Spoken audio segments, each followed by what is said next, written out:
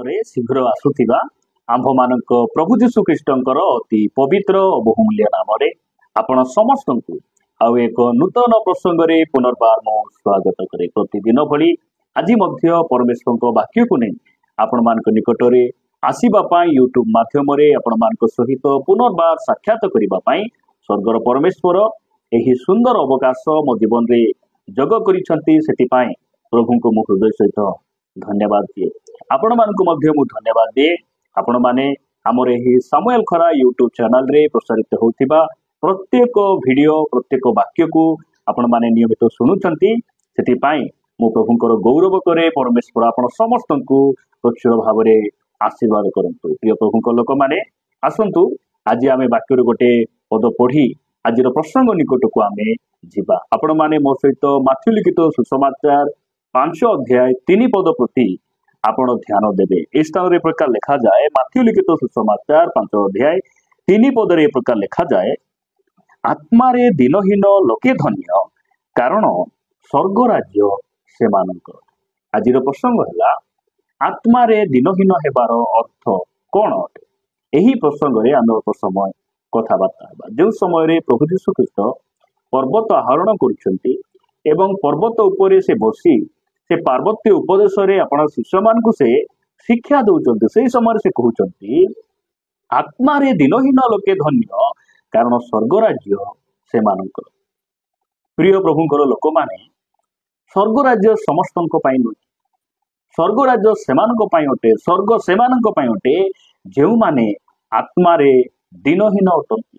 ଆଜି ଆମେ ଅଳ୍ପ ସମୟ ଧ୍ୟାନ କରିବା, ଅଳ୍ପ ସମୟ ଆମେ କଥାବାର୍ତ୍ତା ହେବା ଯେ ବାସ୍ତବରେ ଆତ୍ମାରେ ଦିନହୀନ ହେବାର ଅର୍ଥ କ'ଣ। ଆତ୍ମାରେ ଦିନହୀନ ହେବାର ଅର୍ଥକୁ ଆମେ ବୁଝିବାକୁ ହେଲେ ଏକ ଭୌତିକ ଦିନହୀନକୁ ଆମେ ବୁଝିବାର ଆବଶ୍ୟକ ରହିଛି। ଗୋଟେ ଶାରୀରିକ ଅଭାବ, ଶାରୀରିକ ଦରିଦ୍ରତାକୁ ଆମେ ବୁଝିବାର ଆବଶ୍ୟକ ରହିଛି।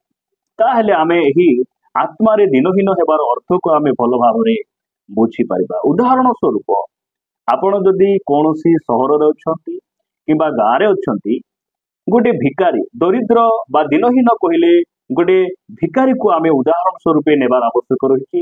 ଏବଂ ଦିନହୀନ କହିଲେ ଦରିଦ୍ରତାକୁ ବୁଝାଏ, ଅଭାବ ଗ୍ରସ୍ତ ଲୋକକୁ ବୁଝାଏ, ଗୋଟେ ଭିକାରୀକୁ ବୁଝାଏ।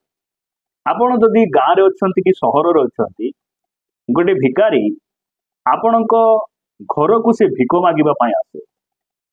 ଗୋଟେ ଦିନ ଯଦି କିଛି ଆପଣ ତାକୁ ଦେଇଦେଲେ, କିଛି ଖାଇବା ପାଇଁ ଭାତ ଟିକେ ଦେଲେ କିମ୍ବା ଡାଲି ଟିକେ ଦେଲେ କି ରୋଟି ଟିକେ ଯାହା ବି ଆପଣ ଦେଲେ, ଜଣେ ଭିକାରୀ ଆପଣଙ୍କ ଠାରୁ ଯେତେବେଳେ ସେ ଖାଦ୍ୟ ନେବ, ସେ ଆର ଦିନ ମଧ୍ୟ ସେ ଆସିବ, ସେ ବାରମ୍ବାର ଆସୁଥିବ। କାହିଁକି? ସେ ଦିନହୀନ ବ୍ୟକ୍ତି, ସେ ଦରିଦ୍ର ବ୍ୟକ୍ତି, ଆଉ ତାକୁ କଣ କରିବାର ଅଛି, ଯାହା କରି ମଧ୍ୟ ଲୋକଙ୍କ ଘରେ ଘରେ ବୁଲି ତାର ପେଟ ତାକୁ ପୁରେଇବାକୁ ପଡିବ। ଆତ୍ମାରେ ଦିନହୀନ ହେବାର ଅର୍ଥ ହେଲା ଜଣେ ଆତ୍ମିକ ମନା ବ୍ୟକ୍ତି, ଆତ୍ମାରେ ଦିନହୀନ ହେଇଥିବା ଜଣେ ଖ୍ରୀଷ୍ଟ ବିଶ୍ୱାସୀ, ସେ କଣ କରେ? ପ୍ରତିଦିନ ପରମେଶ୍ୱରଙ୍କ ନିକଟରେ ସେ କଣ କରେ? ମାଗେ, ସହଭାଗିତା ଖୋଜି ବୁଲେ। ଜଣେ ଭିକାରୀ ଯେ ପ୍ରକାର ପ୍ରତିଦିନ ଭିକ ମାଗିବା ପାଇଁ ସେ କେବେ ଲାଜ କରେ ନାହିଁ। ପ୍ରତିଦିନ ଆମ ଘରକୁ ଆସେ। ଯେତେବେଳେ ଆମେ ତାକୁ କିଛି ଖାଇବାକୁ ଦେଇଦେଉ, ତାଙ୍କୁ କିଛି ଆମେ ପିଇବା ପାଇଁ ଦେଇଦେଉ, କିଛି ପୋଷାକ ଦେଇଦେଉ, ସେଇ ସମୟରେ ସେ ଭିକାରୀ ଜଣକ କଣ କରନ୍ତି ନା ପ୍ରତିଦିନ ସେ ଭିକ ମାଗିବା ପାଇଁ କେବେ ସେ ବସି ରୁହନ୍ତି ନାହିଁ, ହାଲିଆ ହୁଅନ୍ତି ନାହିଁ, କିମ୍ବା ସେ ଲାଜ ମଧ୍ୟ କରନ୍ତି ନାହିଁ। ଠିକ ସେହିପରି ଆତ୍ମାରେ ଦିନହୀନ ବୋଲି କହିଲେ, ଆତ୍ମାରେ ଦିନହୀନ ହେଇଥିବା ଜଣେ ଭାଇ, ଜଣେ ଭଉଣୀ, ଜଣେ ବିଶ୍ୱାସୀ, ସେ କଣ କରନ୍ତି? ପ୍ରତିଦିନ ସେମାନେ ପରମେଶ୍ୱରଙ୍କ ନିକଟରେ ବସନ୍ତି। ପ୍ରତିଦିନ ସେମାନେ ପ୍ରଭୁଙ୍କ ନିକଟରେ ମାଗନ୍ତି। ମାଗିବାର ଶବ୍ଦ ଯେତେବେଳେ ଆମେ ଶୁଣୁ, ସେହି ସମୟରେ ଖ୍ରୀଷ୍ଟିଆନ ସମାଜରେ ଆଜି ଅନେକ ଭାଇ ଭଉଣୀ ମାନେ, ସେମାନେ କେବଳ ଘର, ଟଙ୍କା, ସମ୍ପତ୍ତି, ସୁସ୍ଥତା, ପୁଅ ଝିଅ, ଏଇ ସବୁ ଆତ୍ମିକ ଆଶୀର୍ବାଦ ନୁହେଁ। ଏଇ ସବୁ ଏଇ ଜଗତ ନିମନ୍ତେ ଭ୍ୟାଲିଡିଟି ଅଟେ। ଏଇ ସବୁ ଜଗତରେ ଆମେ ଛାଡିଯିବାର ଆଶୀର୍ବାଦ ଏଇ ସବୁ ବିଷୟ ଅଟେ। କିନ୍ତୁ ଆତ୍ମାରେ ଦିନହୀନ ହେବାର ଅର୍ଥ ହେଲା ସେଇ ଆତ୍ମିକ ଦିନହୀନ ଜଣେ ଭାଇ, ଜଣେ ଭଉଣୀ, ଜଣେ ପ୍ରଭୁଙ୍କର ଦାସ, ସେ କଣ କରନ୍ତି? ସବୁବେଳେ ପରମେଶ୍ୱରଙ୍କ ନିକଟରେ ସେ ମାଗନ୍ତି। କଣ ମାଗନ୍ତି? ପ୍ରଭୁ ତୁମେ ମତେ ବାକ୍ୟ ଦିଅ, ପ୍ରଭୁ ତୁମର ପ୍ରକାଶନ ଦିଅ, प्रभु तुम आत्मा साहाय्य दियो, तुम अनुग्रह दियो प्रभु, तुम्हें मते बल दियो, शक्ति दियो, आत्मारे पूर्ण कर, अभिषेक दियो परमेश्वर निकटरे मागती। आत्मारे दिनहीन हेबार अर्थ जेते सहभागिता हेले मध्य से माने बोर हुअंती नाही, सहभागिता से माने खोजी बुलंती, बारंबार वाक्य से माने सुनिबा पई पसंद करंती। आत्मारे दिनहीन हेबार अर्थ एहा मोर प्रिय भाई भणी परमेश्वर नाम गौरव हो। प्रभु आम को सही प्रकार करंतु। आमे आमर सहभागिता आउ केबे अछि, आमर पालकों को आमे पचारिबा आमर आउ प्रार्थना केबे अछि, उपवास प्रार्थना केबे अछि, से माने अपेक्षा रुहंती जे माने आत्मारे दिनहीन अटंती। परमेश्वर आम समस्त को आशीर्वाद करंतु।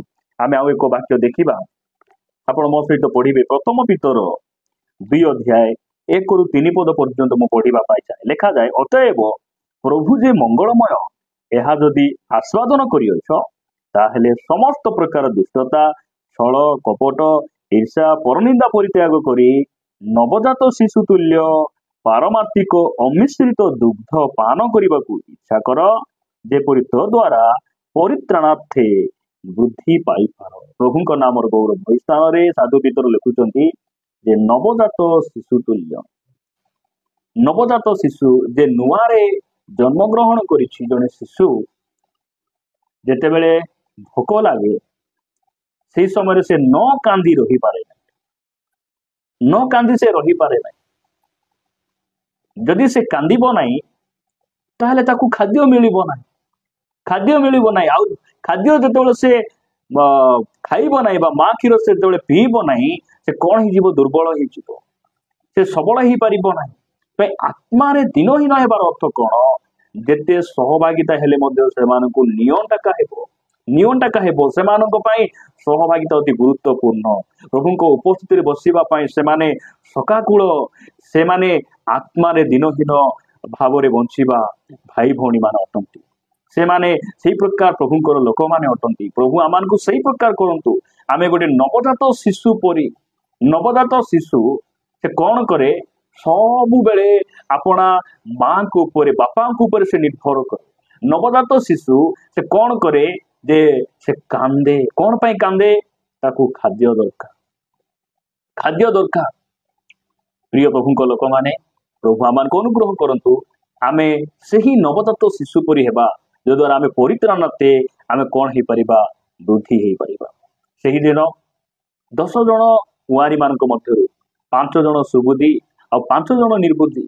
सुबुद्धि माने आपना आपना निकटरे से माने एक्स्ट्रा तैल रखुचंती। काईकि तैल रखुचंती, ए माने आत्मा रे दिनहीन अटंती। सहभागिता आवश्यक रही। आहुरी एक्स्ट्रा प्रार्थना हेबो कि, आहुरी बाइबल स्टडी हेबो कि, मते टिके समय मिलले मु आंठे थांती, समय टिके मिलले मु बाइबल पढ़ी थांती, समय टिके मिलले मु प्रार्थना करी थांती। एइटा सेही सुबुद्धि कन्या मानकर गुण। आत्मा रे दिनहीन भावरे बंचिबा विश्वासी मानकर स्वभाव। किंतु जे माने आत्मा रे धनी अटंती सेमानक पई रविवार प्रार्थना यथेष्ट। रविवार प्रार्थना मध्य इच्छा कले जानती, इच्छा न कले नाही। मु एही विषय काहाकू आक्षेप करिबा पई, काहाकू दोषारोप करिबा पई मु कहू नाही। एहा संपूर्ण सत्य अटे कि परमेश्वर हमकु चाहुचंती जे आमे आत्मा रे दिनहीन हेबा। कारण आत्मा रे जे माने दिनहीन स्वर्ग राज्य सेमानक पई। आत्मा रे दिनहीन लोके धन्य, धन्य बोली कहले इंग्रजी लिखा जाए ब्लेसेड, आशीर्वाद पाइथिबा लोक माने सेमान अटंती जे माने आत्मा रे दिनहीन अटंती।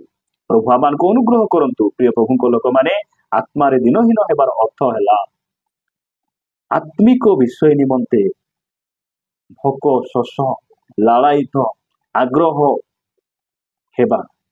एहा वाक्य रे परमेश्वर आमान को लिखि दैछंती। प्रभु आमान को अनुग्रह करंतु एवं आमान को सहाय्य करंतु। आमे जेपरि आत्मा रे सब समय आमे दिनहीन हेबा।